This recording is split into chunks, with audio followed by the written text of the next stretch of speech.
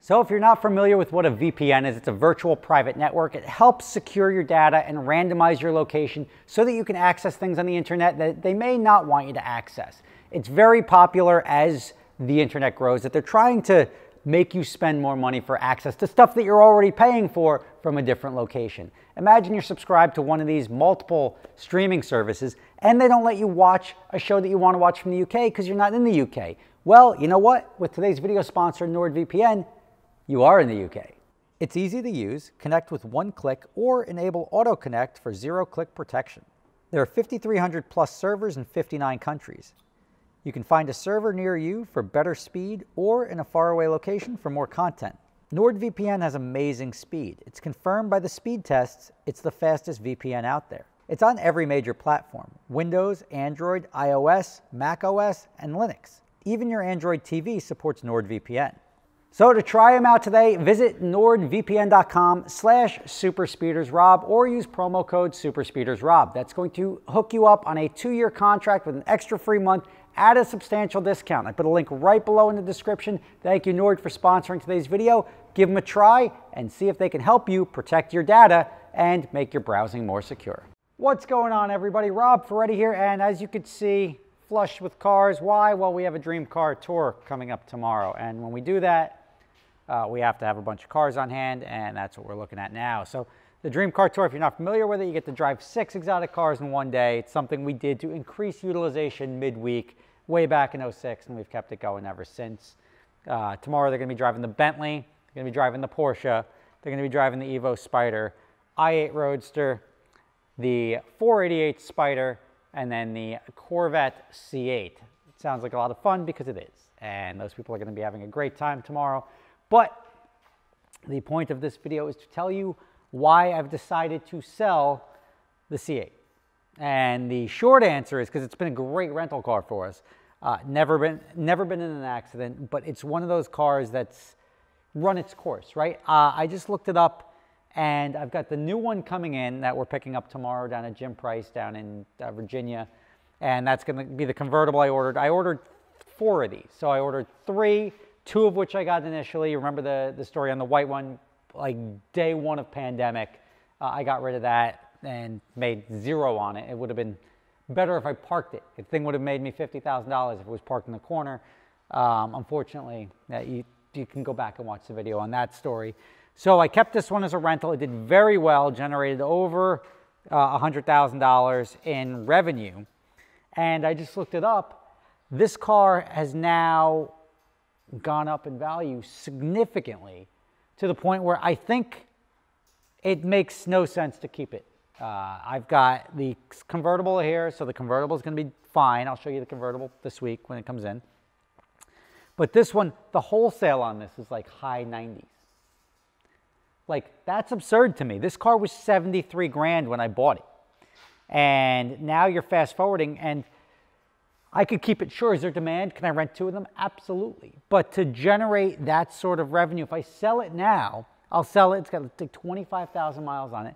I'll make like $30,000 or $40,000 over what I paid for it. So like one of the things I have in the business model is depreciation expense. I've got the insurance expense, the maintenance expense, depreciation expense, interest expense. Those are the 4 things that constitute holding a car. This one actually went up, right? So this car paid 73. I'm expecting to sell it for like 58. That's what my, after you look at my amortization table, I look at this thing as a $58,000 car, which I'm now about to realize a gain beyond cash, a book gain plus the actual cash gain by selling this thing for over 100 grand. Now, yes, it's held up very well. Am I going to retail it? Probably not. If you're really itching to have this car, you let me know. We'll sell it to you. Otherwise, it'll probably end up going to a wholesaler through a dealer and land in somebody's pockets where everybody's going to make money that touches this car. Because I couldn't find a Corvette C8 for under $100,000. Now, is the Corvette worth over $100,000? I think not. I mean, it's a good car, but remember, this is a base Corvette.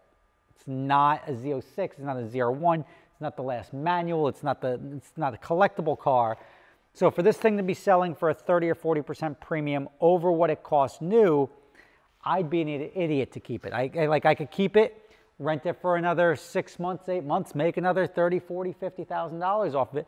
The problem is, it's then the market's going to drop out at some point in time. So the money I'm generating is just going to be offset by the money I'm losing by not selling it at current inflated values. So it's time for this one to go. It's done very, very well, as I said. And some cars are kept longer than others. This car has the same mileage as that car. And I've had that car for I've had that for like 5 years. But this car I've had for a year and a half. We got it in March. I remember this because it's pandemic day one. I got it in March of 2020, and now we're in July.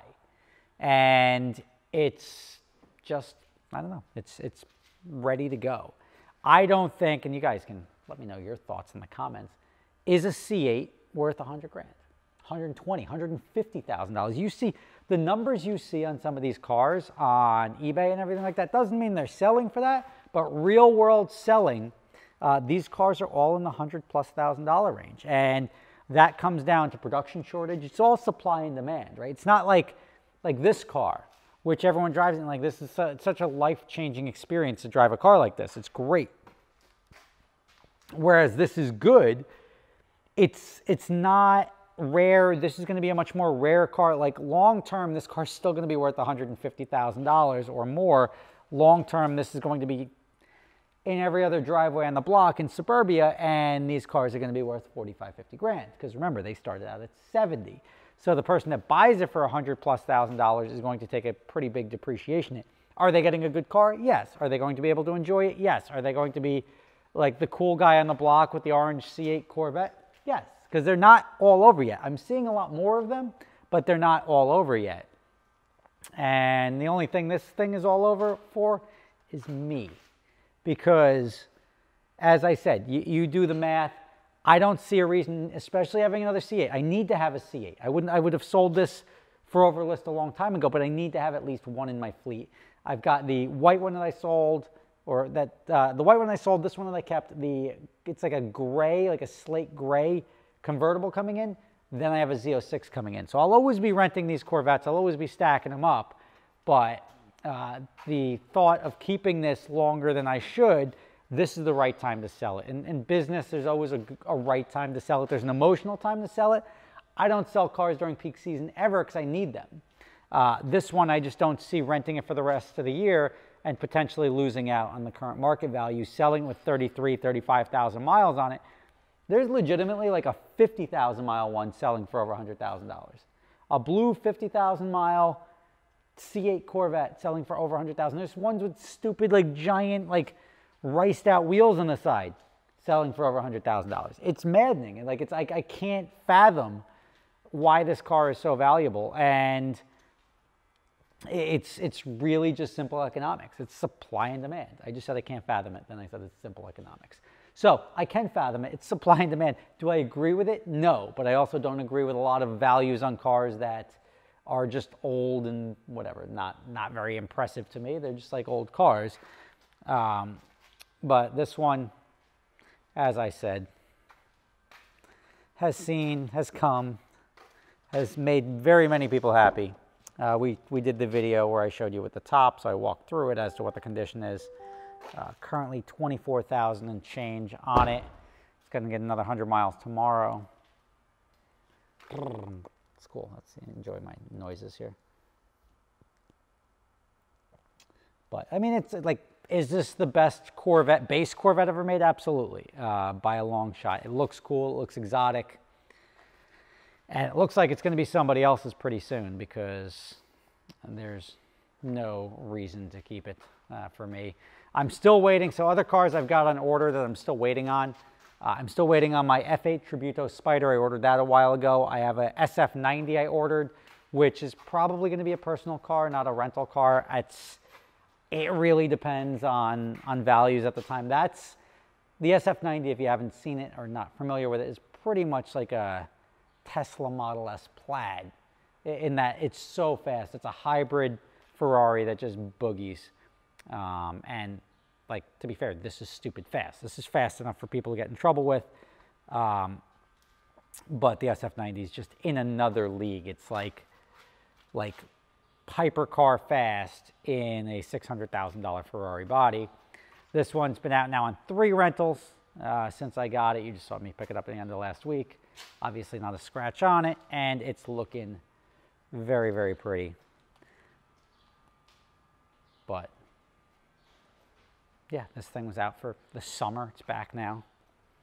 And then you got my rock chipped up Ferrari, which I'll get that taken care of. Anyway, guys, thank you for watching. You're curious why I'm selling a car in the middle of summer that is probably the most popular car I've been renting for the last year and a half. Well, that's why. I see the end game, and the end game is to get rid of it now. So if you're interested in it, shoot me an email, rob@superspeeders.com, or keep an eye on the internet. You'll see it pop up for sale sooner or later, whether it's me selling it to somebody, somebody listing it, or somebody buying it and trying to resell it. It'll be out there in the next coming, I don't know, just say month or so. And I will see you soon, and I'll share with you my new Corvette C8 from Jim Price down in Virginia. So I'm excited for that. Rob Ferretti, thank you for watching. See you tomorrow.